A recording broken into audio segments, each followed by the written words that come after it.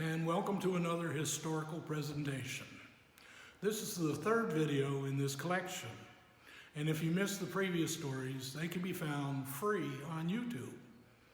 They are listed under the story titles of John Van Zant and Daniel McLaren. My name is Charlie Pierce, and in cooperation with the Glendale Heritage Preservation, we would like to present to you our next biographical history of another early resident of the village of Glendale. Today's story is about a man named Anthony Harkness. In 1851, at the completion of the Cincinnati-Hamilton-Dayton Railroad in Hamilton County, Ohio, a group of Cincinnati businessmen began surveying the land along this roadway.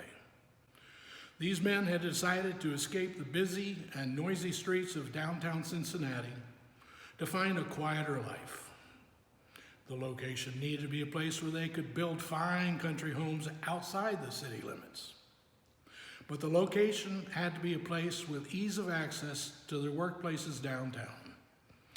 They founded a group, the Glendale Association. This association was made up of 30 Cincinnati businessmen. After searching for a suitable site to build, they chose the land known now as Glendale as their best choice. They chose this location in part because of its beauty and closeness to the city, but also because of their great fortune that the village of Springdale, just north of Glendale, along the railroad, and from the railroad, they did not want a rail station. One of these businessmen in the group was a man named Anthony Harkness. Harkness became a well-known, wealthy businessman, inventor, and highly trained machinist in Cincinnati, Ohio. His field of expertise was building steam engines. Anthony Harkness was born on July the 10th of 1793 in Portsmouth, Rhode Island, where he spent his childhood. Not much is known about this time of his life other than this is where he grew up and he was schooled. On February 17 in 1817, he married Mary Hoagland, and they had two children, William, 1825 to 1853, and Jane, 1826 to 1880. In his early 20s, Anthony had decided to become a machinist. His mentor was a famous locomotive engineer builder. His name was Thomas Rogers, who was living in Paterson, New Jersey. During this time in history, steam engines had just been invented. One of the first industries in America to integrate these machines was the cotton business. The cotton gins had been manual, but they were slowly began to change over to the power of steam.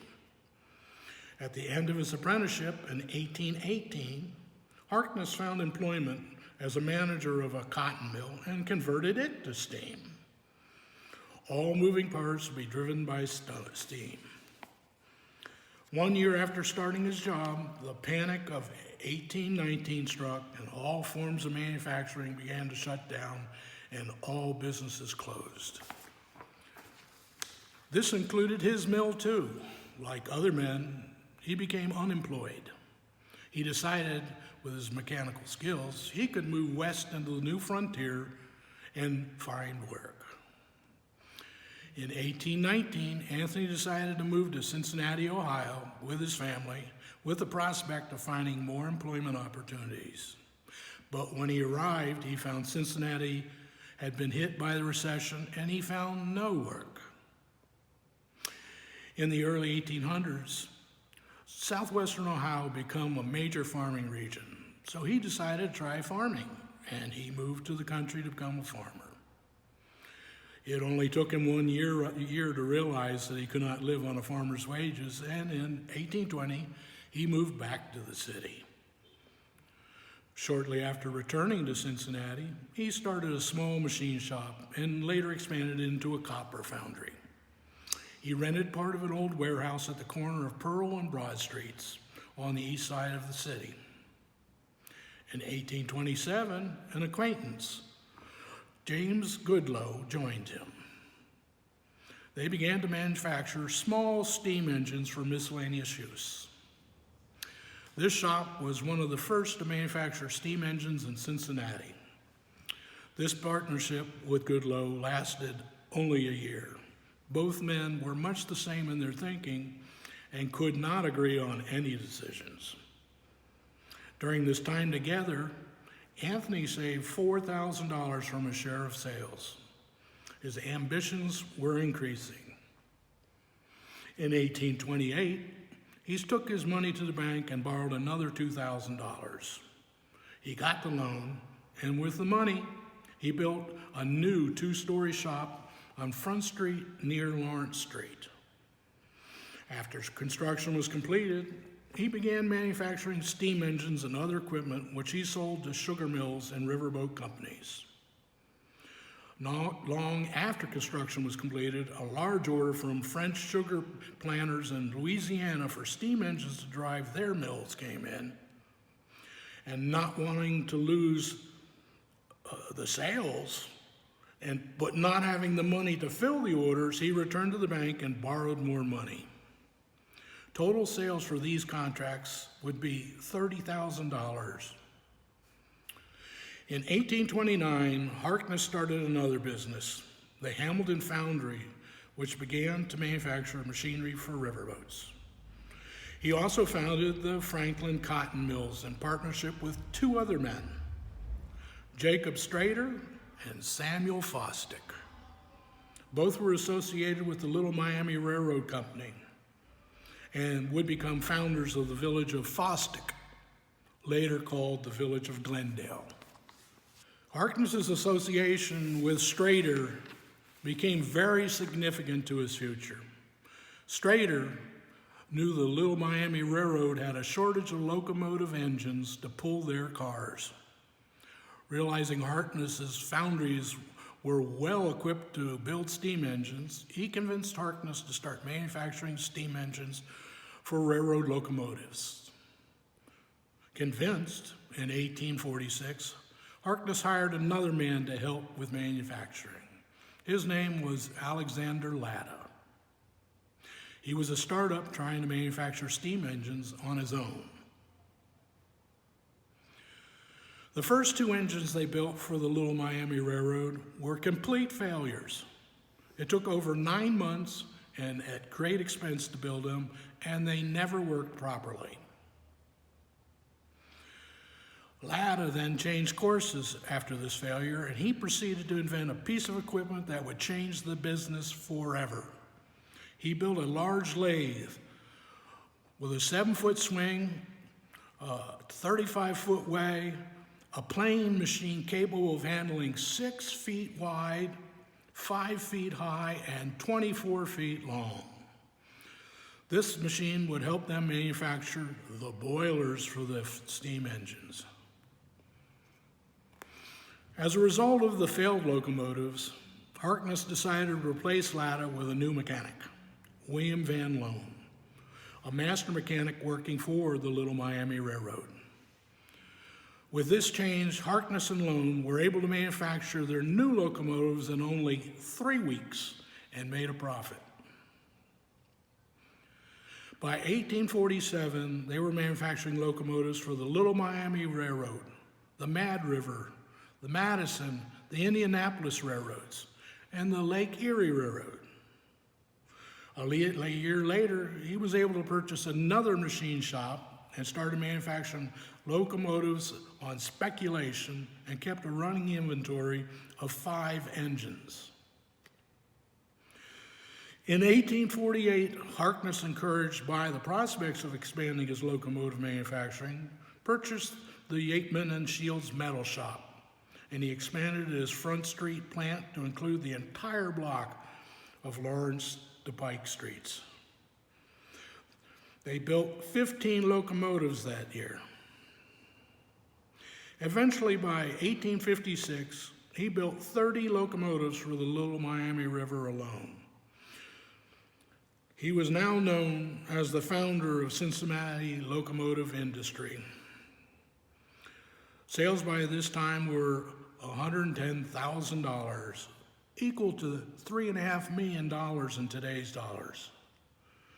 By the time of his retirement in 1853, Harkness had amassed more than $500,000, $15 million in today's dollars. He became one of the wealthiest men in Cincinnati.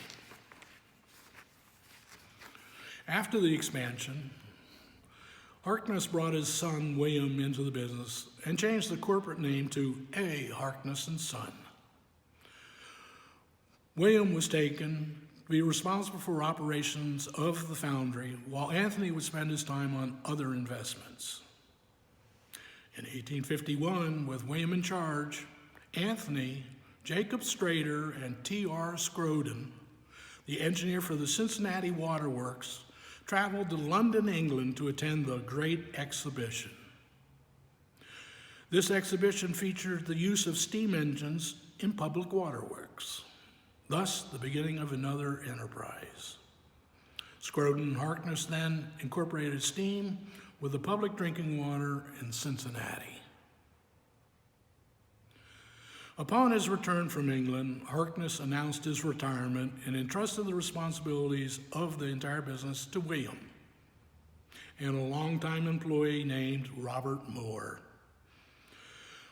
Moore had worked in the Harkness foundry from its beginning. However, over time, William developed the inability to make decisions without his father's counsel. As a result, in 1852, a formal agreement was made with Mr. Moore, thereby making him a full partner, and he assumed the leadership of all businesses. The corporate name was changed again to Harkness, Moore and Company. By 1853, the pressure of corporate life began to take its toll on William, and he dropped out of the partnership. With this, Anthony named another longtime employee, John G. Richardson, a supervisor, as a partner, and changed the company name again to the Cincinnati Locomotive Works. This new company took control of all of Harkness's plants, and it was commonly known as Moore and Richardson. Sadly, 6 months later, William Harkness committed suicide by overdose at the family home in Glendale. As mentioned earlier, Anthony's being a member of the Glendale Association, as properties in Glendale began to sell, Harkness purchased the first parcels. He chose land originally owned by the Reverend Robert Warwick along the north middle portion of land in Glendale. It is part of Edmund Glenn's farm on what is known as the land at the corner of Laurel Avenue and Sharon Road. On this site, south of the Warwick Castle, Harkness built his retirement home. Construction started in 1852, and it would become a 2-story brick in the American farmhouse style, but later he had the brick covered with wood siding. He said he did not like the look of brick, but really during this time, bricks were used repeatedly so they would become brittle, dissolve when it rained.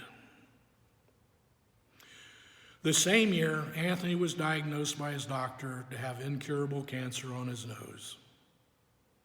Today we know it as melanoma. In 1857, Anthony became the mayor of Glendale. His term would be short, though, because in 1858, when he was 65 years old, he died in his Glendale home of the cancer. It was May 10th of 1858.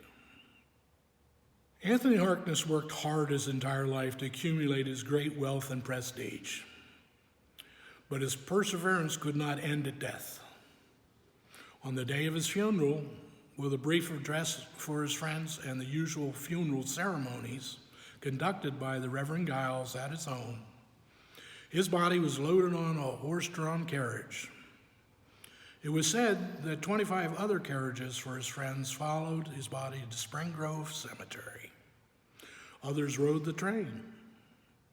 After arriving at his gravesite, with great surprise, the undertakers discovered his grave had not been dug properly. It was several inches too small, and he could not be buried. One last problem to solve. It was necessary to place him in the public vault until the problem was solved.